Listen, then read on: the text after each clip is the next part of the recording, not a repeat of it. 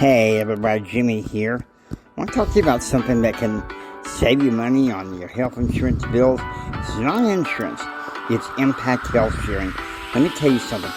This is a solution for the healthcare crisis that I've been waiting for. It's not insurance, it's not socialized medicine, thank goodness.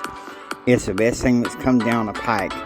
For more information about impact health sharing, contact an ACN distributor near you. God bless you. And there we go. Come on, Noah.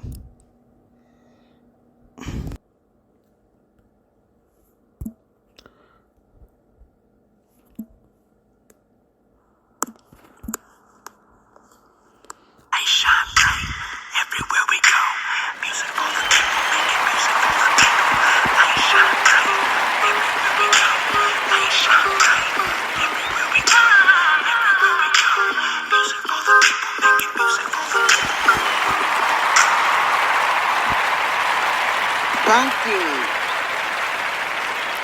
Thank you. You may be seated. Welcome here to the James A.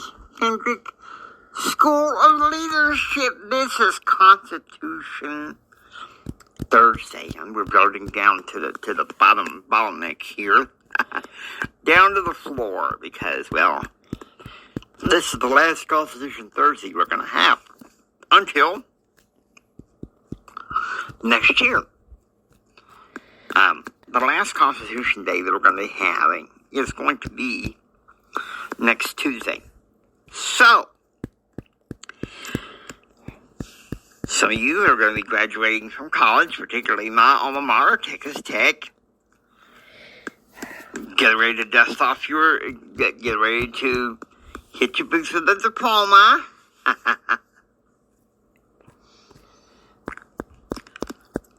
Well, today I want to talk to you about citizenship.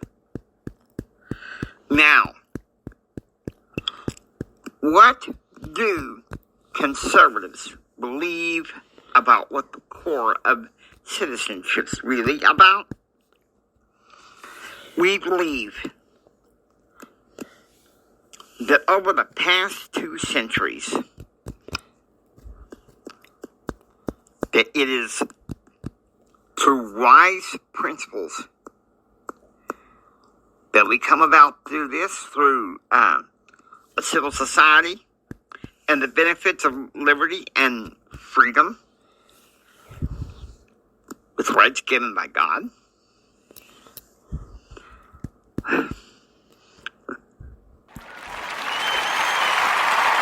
to take responsibilities for that freedom, and to keep our leadership that are duly elected reasonably accountable. Now, what do these crazy liberals think? Or, as a good friend of mine from the past, well, for the sake of this podcast, we'll give her name Karen. We may change her name to Karen across the board. The podcast is prerogative. I have a right to do that. But these plain liberals, this is what they believe about citizenship. The core of citizenship to them is, it is the duty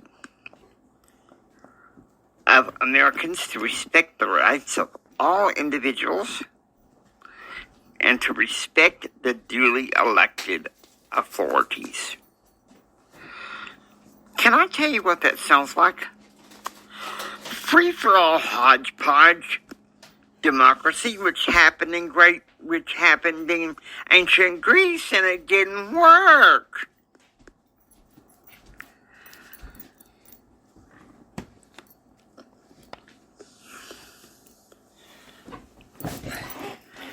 No, I want you to think about this.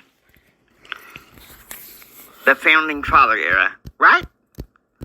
Of the 55 Founding Fathers, 52 were active members of their church. And Founding Fathers like Noah Webster, You can go on Google Play, maybe even the App Store, and find that first dictionary. The man who wrote the first Webster dictionary could really quote the Bible chapter and verse. You know, Abraham Lincoln said, George Washington said this: you can't have national liberty without religion and politics, political society. And that's true. Look at what's going on. These school shootings.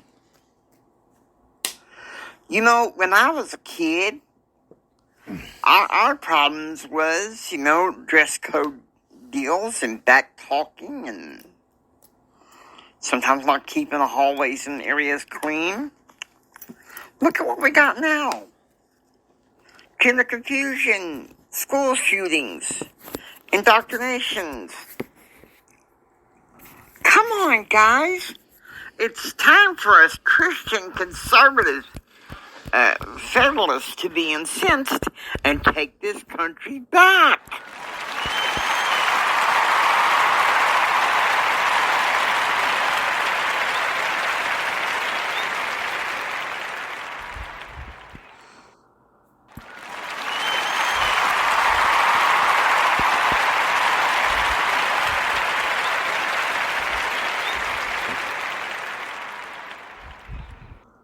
Abraham Lincoln, he said this. He said, the philosophy of the schoolroom in one generation is the philosophy of government the next. Yeah, that hits home. That's why I stand for parents' rights, okay? I myself am not a parent. I in this life, unfortunately, no children can pass through my loins by virtue of my birth defects, but still, I do have nieces and nephews. And anybody I'm willing to take under my wing to adopt. I certainly wouldn't want them to be indoctrinated by this woke crap that we got going on in this country. Gender confusion rights. Look at what we descended to. If you eliminate God and Christ from politics, this is where we're at. America is now number one in teen pregnancy and violent crime. Number one in illiteracy, drug abuse, and divorce. Now, thank God, the Supreme Court, in their wisdom, thanks to Trump, overturned Roe v. Wade. But still, I still say it depends on the states, but there should not be a Holocaust of 5,000 a day die anywhere in any part of this country. And pornography, I gotta tell you something. It breaks my heart to see how it is.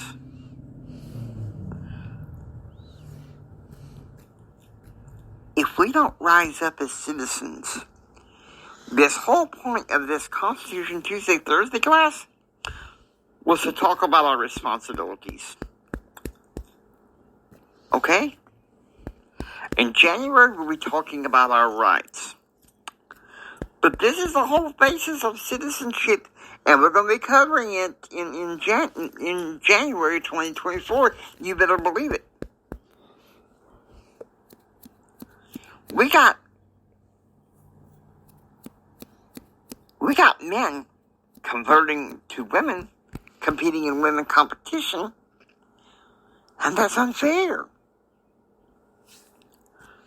But yeah, look at what all this has done. It is our distracted, defiant culture, which really has been going on for the past 30 years. And to be honest with you, it's had seedlings in the 1960s and some parts of the pockets in the 50s. And really, to some extent, to be honest with you, since the dawn of time. From the Garden of Eden to, the fall. Now, I'm not going to get into a doctrinal sermon here. But it's time to rise up as Christian conservative federalists and say, okay, that's it. No more. We are not going to tolerate this as a nation.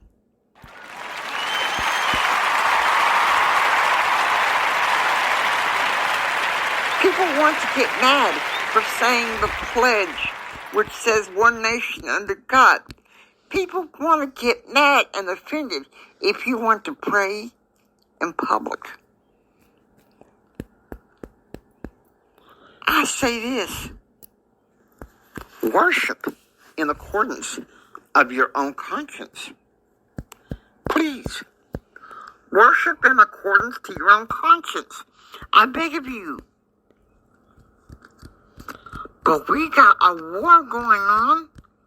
The enemy of our souls. The past couple weeks before this week's been a better week, no doubt. But the past couple weeks, the Satan has been after me. And we need to bring back principle-centered living from the Word of God to revive this land. We can't keep on living this way. Parents, let's take back our kids in our schools. Please do that. Please join me in taking this country back.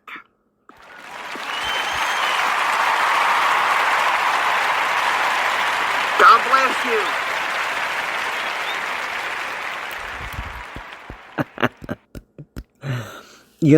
I had so much fun doing this.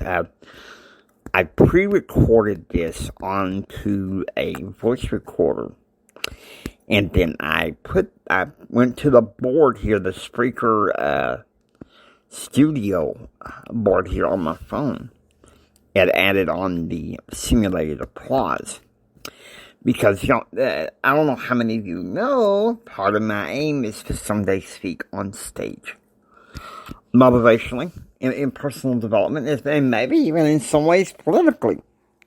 If people wouldn't throw stones at me.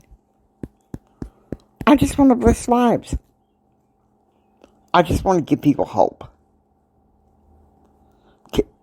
Can y'all understand that? Good. Now, I want to remind you again. The days of me covering daily news or talking about politics every day, especially over the summer, is going to be limited. I'm doing this for my own self-preservation. With that, I hope you enjoy listening to the James A. Hendrick School of Leadership. If you like what you hear, please subscribe and become a part of the James A. Hendrick School of Leadership classroom. This is Jimi Hendrix saying until next time, keep up the hope. And please, do this. Hug your kids tight. Hug your family close. Keep up the faith. Jesus saves, and we're all going to be okay. Take care, and be proactively informed. God bless each and every one of you. God bless you.